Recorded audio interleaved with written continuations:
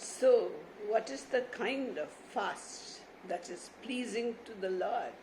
He explains it to us in Isaiah chapter 58 and verse 7. He says that the kind of fast that pleases him would be like this. Is it not to divide your bread with the hungry and bring the homeless poor into the house? When you see the naked, to cover him and not to hide yourself from your own flesh. So many people, they think that if they help the poor, it's a waste of money.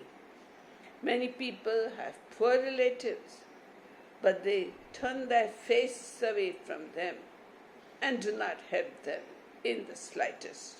They think about themselves and say, every man for himself. This doesn't please the Lord.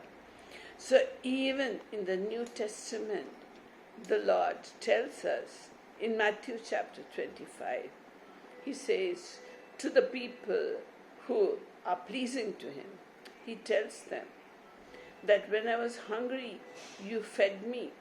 When I was thirsty, you gave me a drink.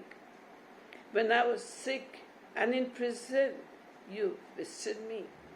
When I was naked, you gave me clothes. And the righteous people say, Lord, when did we see you hungry or thirsty or sick and in prison or without clothes? So Jesus tells them, inasmuch as you do it unto the least of these, my brethren, you are doing it to me. So even that is the kind of fast that pleases God, that you share what you have with those who are poor and those who are in need, and not turn your eyes away from your poor relatives and poor people who need. So a man requires only that much amount of money so that he can sustain himself and his family. Therefore, when we go to the house of the Lord, it is not just the tithes that we have to give. We have to give our offerings also over and above the tithes that will bring relief to the poor and the needy. As the church expands and has a social service branch, we can be sure that it goes to the right people and is not dissipated or disappears. Yes, so that is what the Lord is telling us to do.